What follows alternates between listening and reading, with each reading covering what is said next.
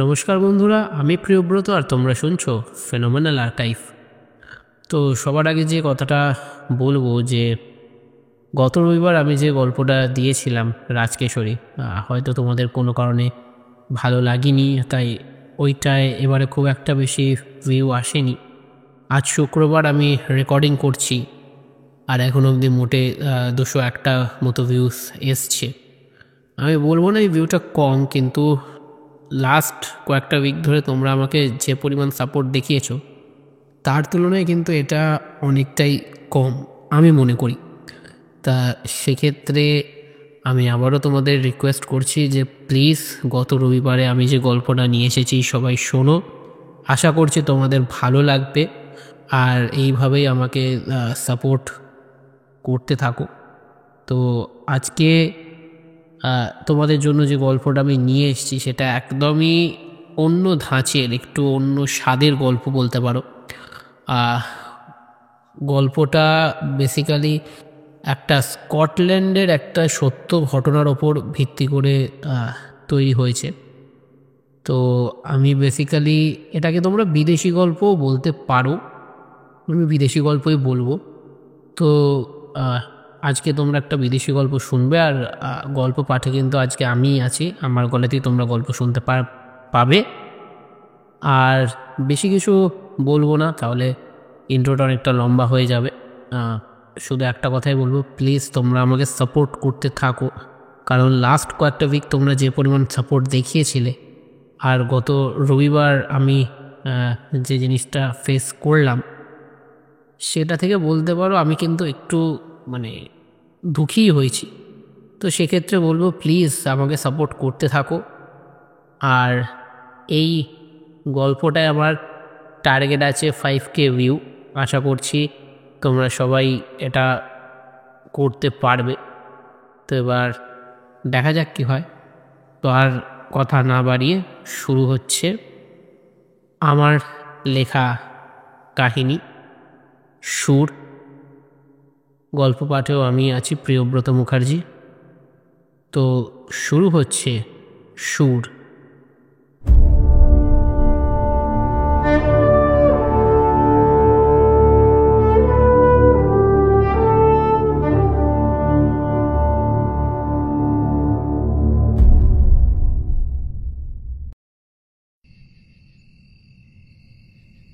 স্কটল্যান্ডের হাইল্যান্ডস অঞ্চলের ধূসর আকাশের নিচে দাঁড়িয়েছিল এক পরিত্যক্ত অপেরা হাউস, লা রিভনার থিয়েটার। শতাব্দী প্রাচীন এই স্থাপনা একসময় গ্লোরিয়ার আলোয় ঝলমল করত, কিন্তু এখন সেটি কেবল এক ভগ্নদশার সাক্ষী।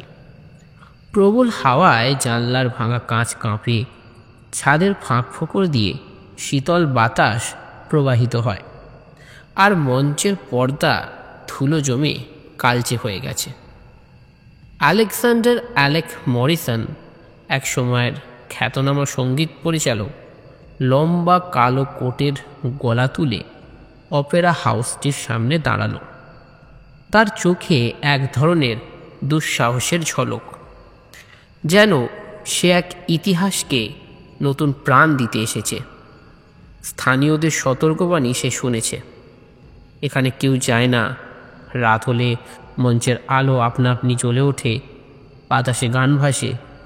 কিন্তু সে এসব কুসংস্কারে বিশ্বাসী নয় একেবারেই। অ্যালেক দরজা ঠেলে ভিতরে ঢুকল। ধুলো জমে থাকা মেঝেতে তার পায়ের শব্দ প্রতিধ্বনিত হলো, যেন কেউ ফিসফিস করে কানে কানে কিছু বলছে। এক মুহূর্তের জন্য সে থমকে দাঁড়ালো। বাতাসে এক অদ্ভুত সুর ভাসছিল, যেন বহু বছর আগে কোথাও শোনা। কাঁধ ঝাড়া দিয়ে সে এগিয়ে গেল সরাসরি অর্কেস্ট্রা পিটের দিকে। সেখানে একটি পুরনো গ্র্যান্ড পিয়ানো রাখা ছিল, ওপরে লাল মখমলের ঢাকনা। কৌতূহলী হয়ে সে ঢাকনাটি সরাতেই চোখে পড়ল পুরনো এক সঙ্গীতপত্র, একটি অসমাপ্ত সিম্ফনি। নামহীন রচয়িতার কোনো স্বাক্ষর নেই, শুধু কয়েকটি ঝরঝরে পাতায় আঁকা রহস্যময় কিছু স্বরলিপি। আলেক ধীরে ধীরে পিয়ানোর সামনে বসল। তার আঙুলগুলো গাঢ় কাঠের স্পর্শে শিহরিত হলো। চাদর ভেজা নোটগুলো পড়ে নিতে তার খুব একটা সময় লাগলো না। এক গভীর শ্বাস নিয়ে সে পিয়ানোর প্রথম কিটি প্রেস করল। সঙ্গীত বেজে উঠল, প্রথমে ধীরে, তারপর ধীরে ধীরে এক অদ্ভুত অথচ মোহনীয় রাগিনী বেজে উঠল। চারপাশের বাতাস ভারী হয়ে এলো, যেন কোনো কিছুর ওজন সেখানে অনুভূত হচ্ছে। হঠাৎ করেই পিয়ানোর সুরের সাথে সাথে এক নারী কণ্ঠ মঞ্চ থেকে ভেসে এলো। তুমি কে? আমার গান বাজাচ্ছ কেন? আলেক চমকে তাকালো। স্টেজের কেন্দ্রবিন্দুতে এক নারীর আবছা অবয়ব, ধোঁয়ার মতো গড়ানো তার অস্তিত্ব, কিন্তু স্পষ্টতই এক ঊনবিংশ শতাব্দীর অপেরা গায়িকার সাজ পোশাক পরিহিত। তার চোখ দুটো শূন্যতায় ভরা, অথচ সেখানে এক অভিব্যক্তি, বেদনাবিধুর, বিস্বাদময়। তারপর আস্তে আস্তে অপেরা হাউসের চারপাশে ছায়ারা জড়ো হতে শুরু করল। পুরনো দিনের অর্কেস্ট্রার পোশাকে কিছু অবয়ব, কেউ হাতে বেহালা, কেউ ট্র্যাম্পেট, কেউ বা চেলো। তারা সবাই নিঃশব্দে দাঁড়িয়ে আছে, যেন কোনো সুরের আহ্বানে সাড়া দিতে প্রস্তুত। কিন্তু যখন অ্যালেক দ্বিতীয়বার নোটটি বাজালো, তখনই কনসার্ট হলের বাতিগুলো একসাথে জ্বলে উঠল। ধুলো ভরা চেয়ারে বসে থাকা অদৃশ্য দর্শকের ছায়া স্পষ্ট হতে থাকলো। অপেরা হাউসটি আবার প্রাণ ফিরে পাচ্ছে। কিন্তু এটা কি পূর্বজন্ম, নাকি পুরনো আত্মাদের জাগরণ? হঠাৎ করে নারী কণ্ঠটি ভেসে এলো, এবার আরো তীক্ষ্ণ এবং আরো আকুল। থামো, সিম্ফনিটি সম্পূর্ণ করো না, করো না। আলেকের আঙুল থেমে গেল। চারপাশ নিস্তব্ধ, বাতাস থমথমে। আর তখনই এক শীতল শ্বাস তার ঘাড় স্পর্শ করল। তুমি একবার বাজিয়ে ফেলেছ, এখন তুমি আর থামতে পারবে না। সাবধান আলেক, সাবধান, খুব সাবধান।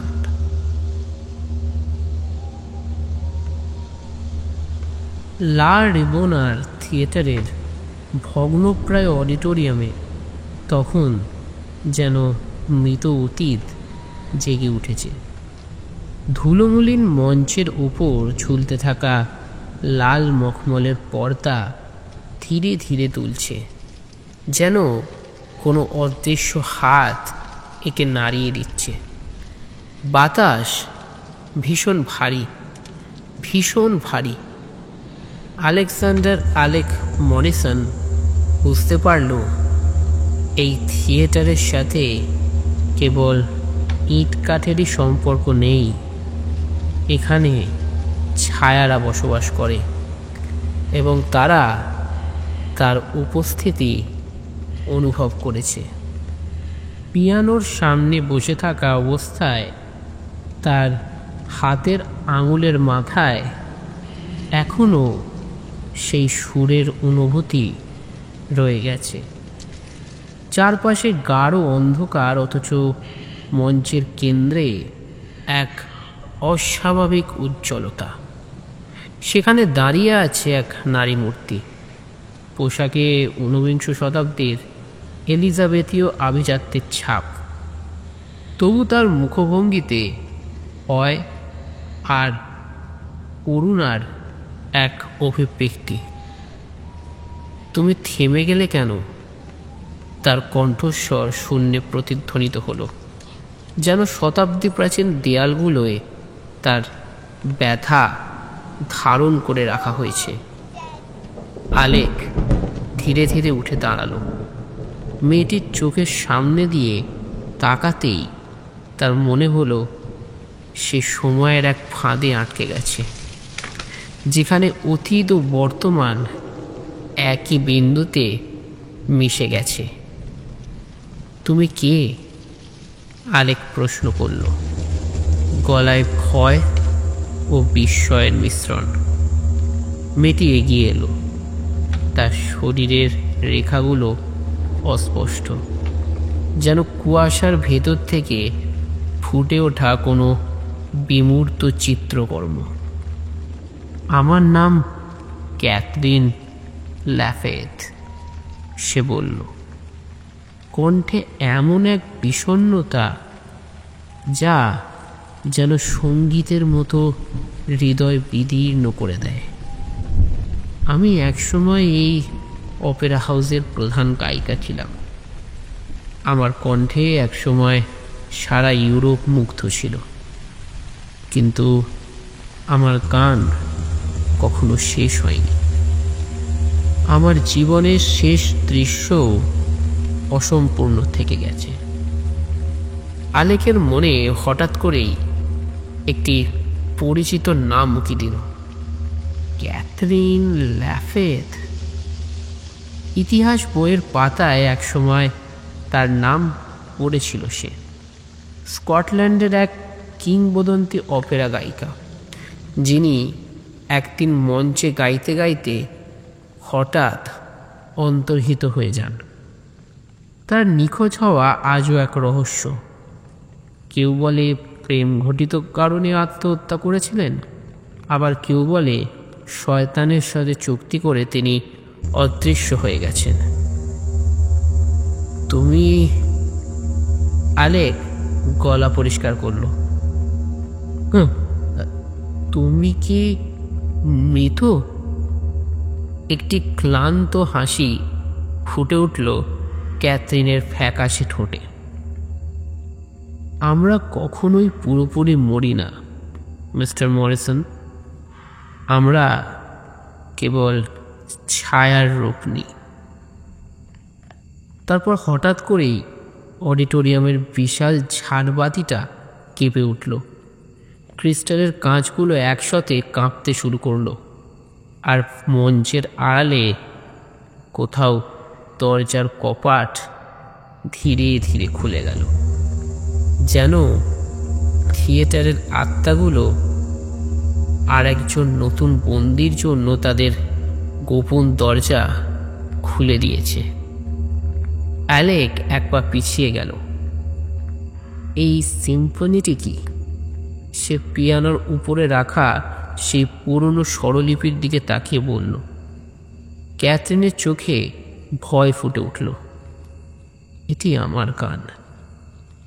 তাহলে তুমি তুমি চেয়েছিলে আমি থামি। এটা কেন? তুমি কেন আমায় থামতে বললে? কারণ এই গান কখনোই সম্পূর্ণ হওয়া উচিত নয়। ক্যাথরিনের কণ্ঠস্বর ফিস ফিস করে উঠল, যেন কেউ তাকে শুনে ফেললে আরও ভয়ঙ্কর কিছু ঘটবে। এই অপেরা হাউসটি একসময় প্রতিভার মন্দির ছিল, কিন্তু তারপর এক অভিশাপ একে গ্রাস করল। যখন এই অপেরা হাউসের শেষ পরিবেশনা চলছিল, তখনই ঘটে ভয়ঙ্কর এক ঘটনা। আমি তখন মঞ্চেই ছিলাম, আমার শেষ আরিয়া গাওয়ার প্রস্তুতি নিচ্ছিলাম। ক্যাথরিন থেমে গেল। তার চোখ জ্বলজ্বল করে উঠল, যেন অন্ধকারের গভীরে ডুবে গেছে। তারপর আমি অনুভব করলাম আমার কণ্ঠের সাথে কিছু একটা জড়িয়ে গেছে, কিছু অদৃশ্য, কিছু শীতল। দর্শকেরা একে একে নিঃশব্দ হয়ে গেল, তাদের চোখের ভিতর কেবল ভয়। আমার চারপাশে সঙ্গীতজ্ঞদের শরীর হিম হয়ে গেল, তারা কেউই নড়তে পারল না। এবং যখন আমি আমার শেষ সুরটি গাইতে গেলাম, আমি মঞ্চ থেকে অদৃশ্য হয়ে গেলাম। আলেক বিস্ময়ে তার দিকে তাকিয়ে রইল। তুমি কি বলতে চাইছো? যে এই অপেরা হাউসটি, এই সিম্ফনিটি, এটি অসম্পূর্ণ। কারণ এটি সম্পূর্ণ হলে আমরা সবাই বন্দী হয়ে যাব। এবার আলেক ধীরে ধীরে পিয়ানোর দিকে তাকালো। তার ঠোঁট শুকিয়ে গেছে, গলায় কাঁটা ফুটছে। এই অপেরা হাউসের রহস্য ধীরে ধীরে উন্মোচিত হচ্ছে এবং সে বুঝতে পারছে হয়তো এখানে আসাই তার সবচেয়ে বড় ভুল ছিল। কিন্তু তখনই পেছন থেকে একটি অন্যরকম শব্দ শোনা গেল। কোনো এক অদৃশ্য হাত পিয়ানোর বাকি কিগুলি প্রেস করছে এবং এক সুর বাজতে শুরু করেছে, একটা অসম্পূর্ণ সিম্ফনির অসমাপ্ত অংশ। চারপাশের বাতাস হঠাৎ হিমশীতল হয়ে উঠল। ক্যাথরিন আতঙ্কে চিৎকার করে উঠল, ওরা জেগে উঠেছে। একই সাথে থিয়েটারের দরজাগুলো প্রচণ্ড শব্দে বন্ধ হয়ে গেল। আলেক অনুভব করল সে এখন আর একা নেই। চারপাশের অন্ধকার থেকে অসংখ্য ছায়ামূর্তি ধীরে ধীরে এগিয়ে আসছে তার দিকে। তাদের চোখের ভিতরে শূন্যতা, কিন্তু ঠোঁটের কোণে এক বিদ্রূপের হাসি। আমরা ফিরে এসেছি অ্যালেক মরিসন, এবার আমাদের গল্প সম্পূর্ণ হবে।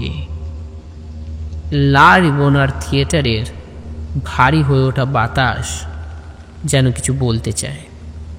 পিয়ানোর অসমাপ্ত সুর বাতাসে দুলছে, আর তার সাথে এক ভয়াবহ অন্ধকার ধীরে ধীরে মিশে যাচ্ছে।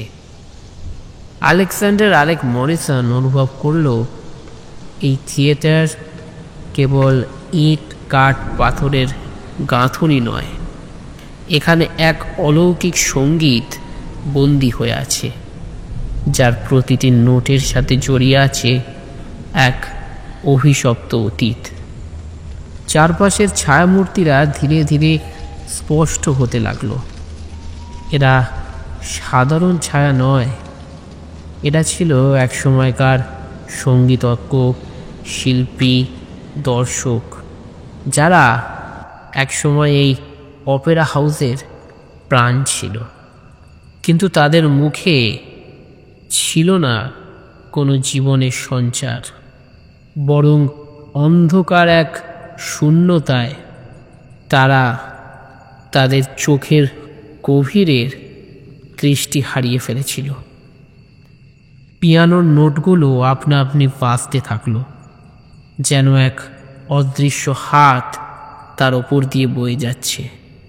প্রতিটি সুর এক অজানা শিহরণ তৈরি করছিল, আর সেই শিহরণ যেন ধীরে ধীরে বাস্তবতাকে বদলে দিচ্ছিল। আলেক পিছনে তাকালো। ক্যাথরিন ল্যাফেথ তখনও সেখানে দাঁড়িয়ে, তার অস্পষ্ট অবয়ব এক রূপকথার দুঃস্বপ্নের মতো বাতাসে দুলছে। এবার কি হবে? অ্যালেক গলা শুকিয়ে জিজ্ঞেস করল। ক্যাথরিন চোখ নামিয়ে নিলেন, তার হাতের আঙুলগুলো জড়ো করে অসহায়ের মতো মুঠো করলেন। তুমি পিয়ানো বাজিয়ে ওদের জাগিয়ে তুলেছ, এখন ওরা তোমাকে আর ছাড়বে না। ও ও ওরা কে? ক্যাথরিন দীর্ঘশ্বাস ফেলল। ওরা অপেরা হাউসের শেষ দর্শক। যেদিন আমি মঞ্চে গিয়ে শেষবার দাঁড়িয়েছিলাম সেদিন এই হল ভর্তি মানুষ ছিল, কিন্তু যখন আমি শেষ নোটটি গাওয়ার আগে হঠাৎ হারিয়ে গেলাম, কিছু একটা এই হল ভর্তি দর্শকদেরও গ্রাস করল। তাদের আত্মাগুলো তখন থেকেই এখানে আটকে আছে, অপেক্ষায় ছিল কেউ এসে সুরটি আবার বাজাবে। আলেকের কণ্ঠ এবার ভারী হয়ে গেল। তাহলে এবার কি করতে হবে? আমাকে কিভাবে বের হতে হবে? ক্যাথরিন এক মুহূর্তের জন্য নীরব রইল, তারপর ধীরে ধীরে বলল, এই অপেরা হাউস থেকে বের হতে চাইলে তোমাকে সিম্ফনিটি সম্পূর্ণ করতে হবে। আলেক থমকে গেল। কিন্তু তুমি তো বললে এটা সম্পূর্ণ হলে আমাদের সবাইকে বন্দি করে ফেলবে। হ্যাঁ, ক্যাথরিন ফিসফিস করে বলল, এটাই অভিশাপ। এই সিম্ফনি এক অসমাপ্ত যন্ত্রণা। একে সম্পূর্ণ করলে হয়তো এই আত্মারা মুক্তি পাবে, কিন্তু তার জন্য কাউকে একটা মূল্য দিতে হবে, আর হয়তো সেই মূল্য হবে তোমার আত্মা। আলেকের শরীর ঘামতে লাগলো। হঠাৎ পিয়ানোর শব্দ থেমে গেল। তারপর অপেরা হাউসের বিশাল দরজা দুটো প্রচণ্ড শব্দে বন্ধ হয়ে গেল। বাইরে থেকে যেন কেউ শিকল আটকে দিল, যেন এটি তার একমাত্র ভবিষ্যৎ। এই অন্ধকার, এই অভিশপ্ত সঙ্গীত, এই এই এই দুঃস্বপ্নময় ছায়ারা। এবার ছায়াগুলো কথা বলতে শুরু করলো। আমরা দীর্ঘদিন ধরে অপেক্ষা করছি।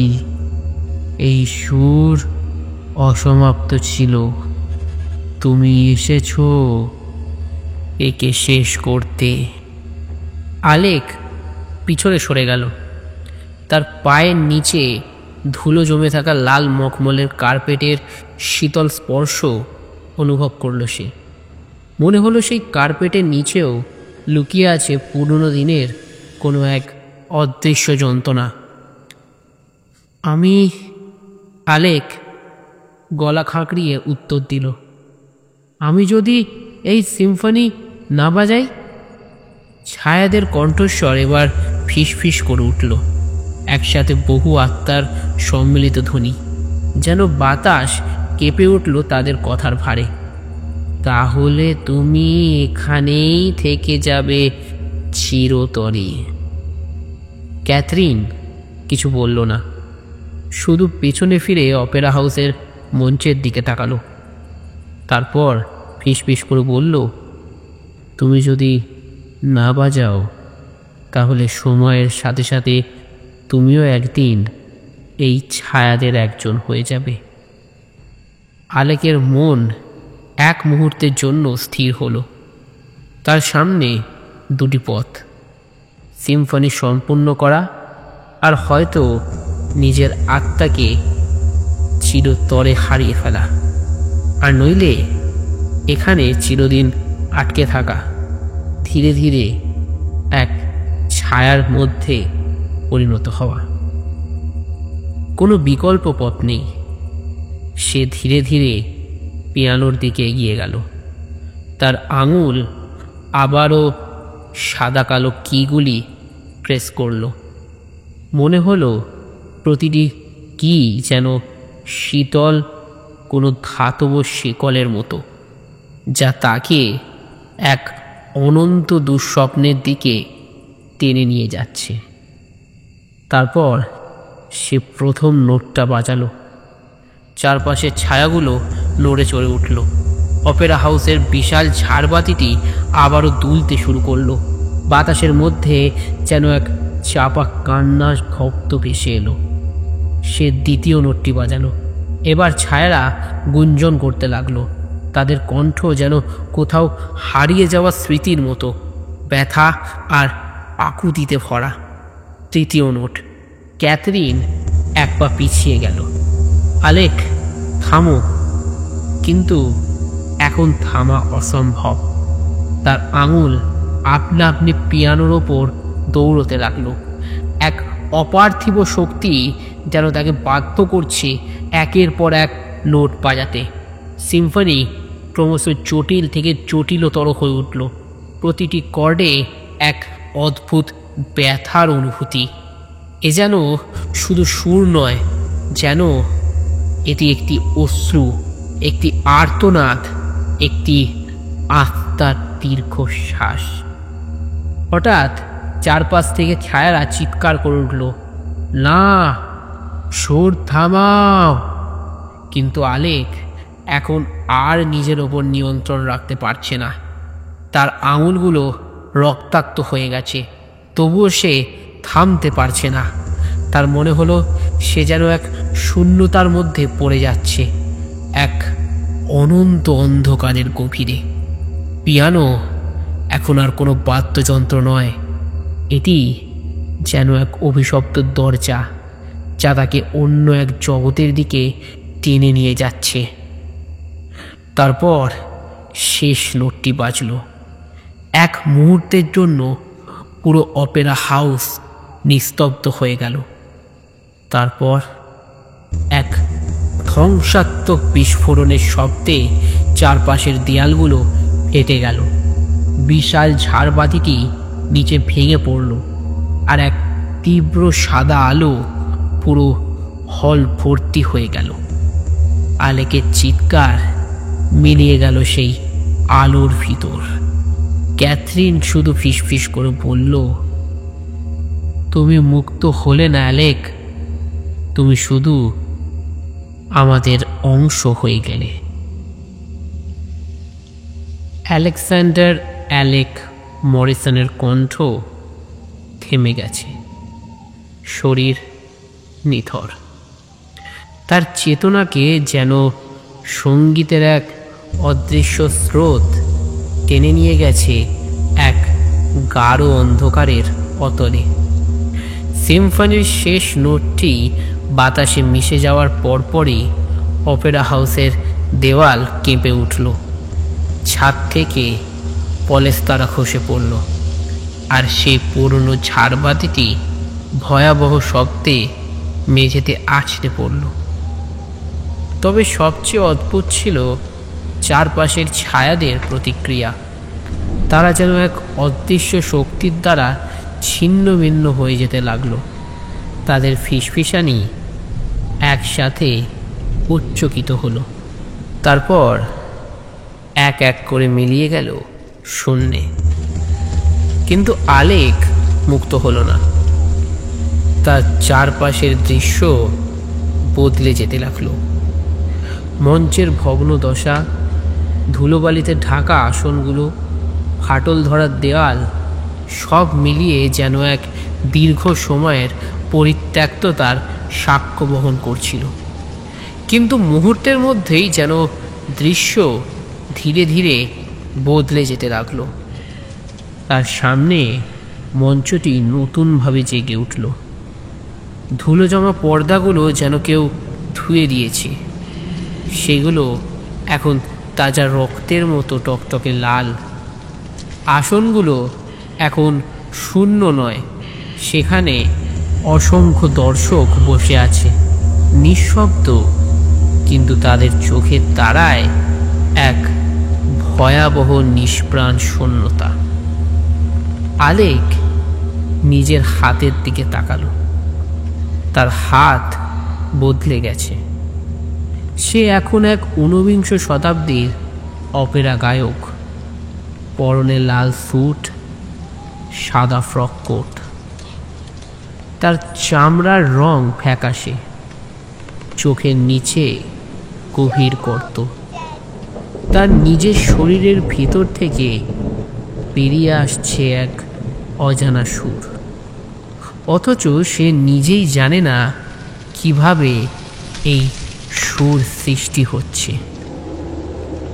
এটি আর কেবল অপেরা হাউস নয়, এটি এখন এক অলৌকিক মঞ্চ, যেখানে মৃতরা গান গায় কিন্তু তাদের কণ্ঠস্বর কেউ শোনে না।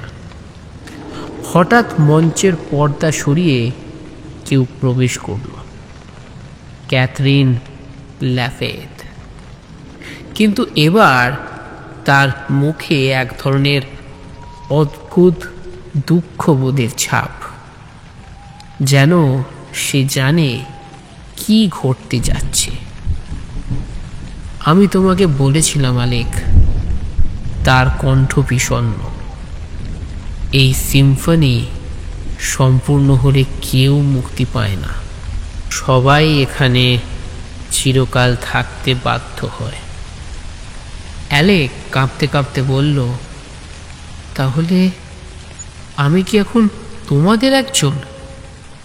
ক্যাথরিন আস্তে মাথা নেড়ে বলল, তুমি এখন সঙ্গীতের বন্দী। আমি কি কখনো মুক্ত হতে পারবো না? ক্যাথরিন এবার পেছন ফিরে তাকালো। অপেরা হাউসের অন্য অর্কেস্ট্রা পিঠ থেকে এক এক করে সঙ্গীতজ্ঞেরা উঠে দাঁড়াচ্ছে।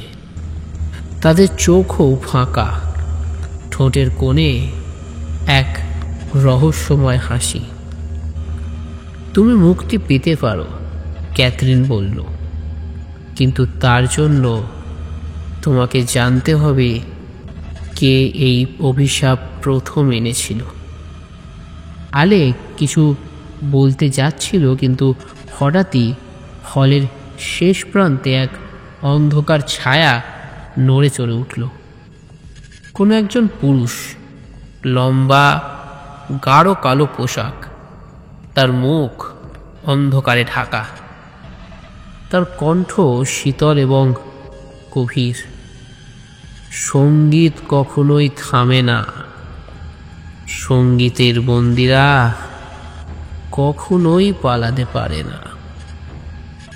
আলেক অনুভব করল এবার তাকে সত্যিকারের যুদ্ধ করতে হবে। কিন্তু প্রশ্ন হলো, সে কি কখনোই থিয়েটার থেকে বের হতে পারবে না? লা রেভনার থিয়েটার এখন আর সেই ধুলো জমা পরিত্যক্ত ভবন নয়, এটি এক অভিশপ্ত মঞ্চ, যেখানে সঙ্গীত কখনো থামে না, যেখানে আত্মারা বন্দী হয়ে থাকে অনন্তকাল। আলেকজান্ডার আলেক মরিসন মঞ্চের কেন্দ্রবিন্দুতে দাঁড়িয়ে আছে। চোখের সামনে অতীতের অপেরা পুনর্জীবিত হচ্ছে, অথচ তার শরীরে আর আগের সেই বাস্তব অনুভূতি নেই। তার চামড়া ফ্যাকাশে, শিরায় কোনো উষ্ণতা নেই। তার অস্তিত্ব যেন সময়ের এক অলৌকিক খাঁচায় আটকে গেছে।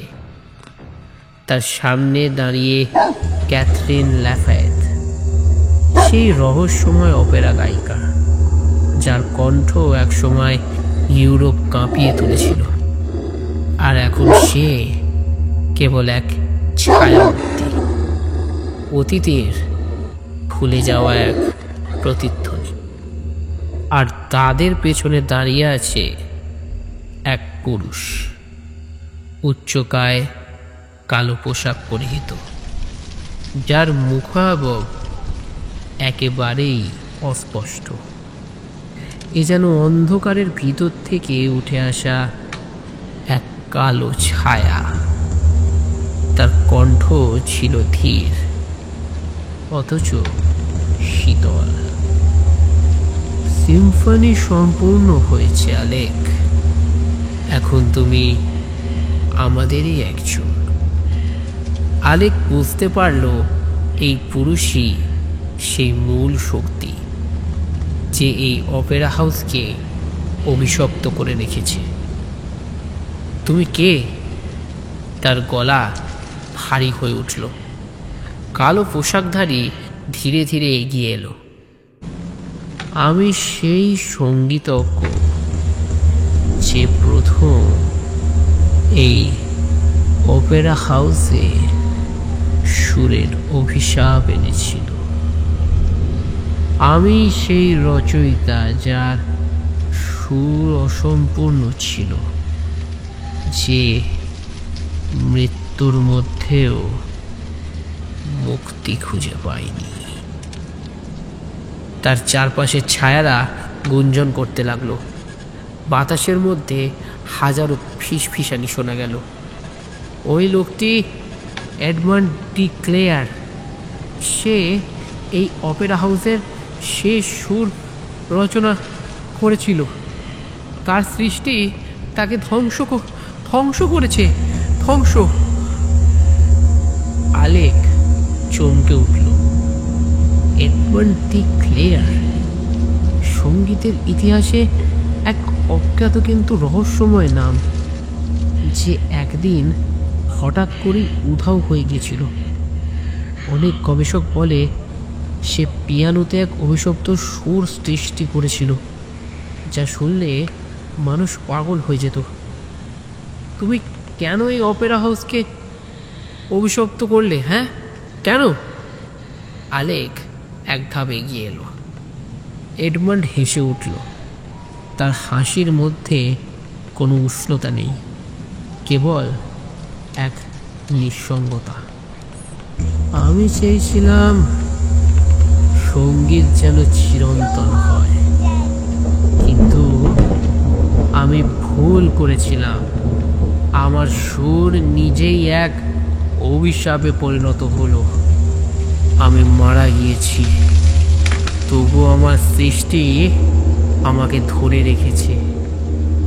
এখন এই অভিশাপ তোমার ওপর নেমে এসেছে আলেক। তুমি এখানে চিরতরে বন্দি থাকবে।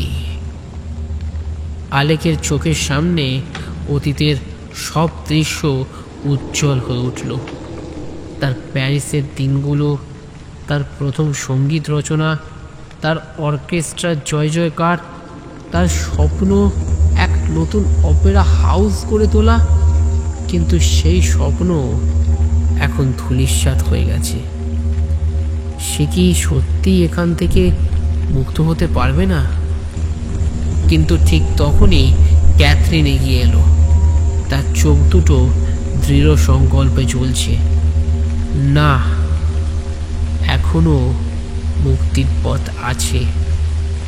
আলেক হতবাক হয়ে তার দিকে তাকালো। কিভাবে?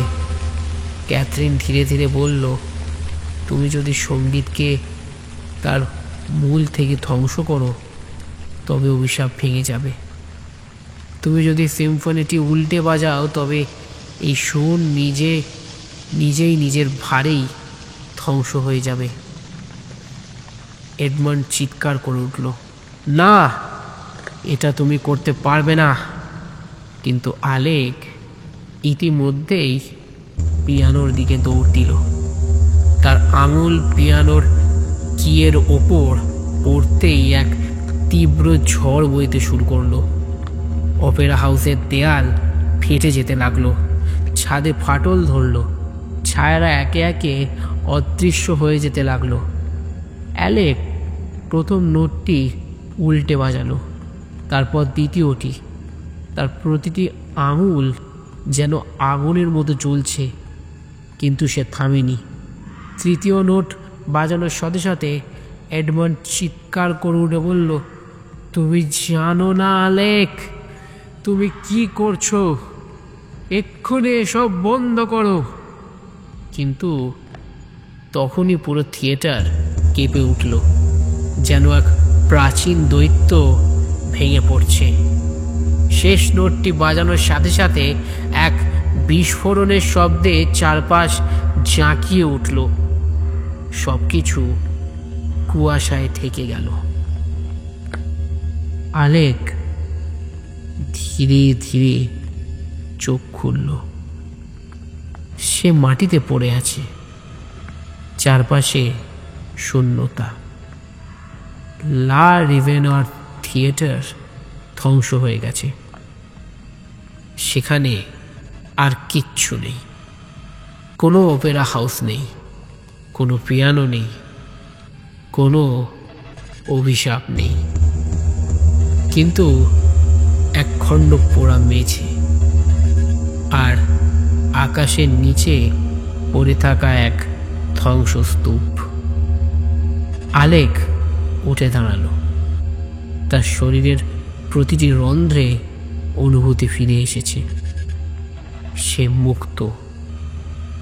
তবে একটি কণ্ঠস্বর বাতাসে ভেসে এলো, ধন্যবাদ আলেক, তুমি আমাদের মুক্ত করেছ। সে ঘুরে তাকালো, কিন্তু সেখানে কেউ নেই। শুধু বাতাসে এক ক্ষীণ সঙ্গীত ভাসছে, ক্যাথরিন লাফায়েতের শেষ গানের প্রতিধ্বনি, যা ধীরে ধীরে মিলিয়ে গেল অনন্ত শূন্যতায়। আলেক দীর্ঘশ্বাস ফেলল, তার চোখে জল, কিন্তু সে জানে সে এখন সম্পূর্ণ মুক্ত।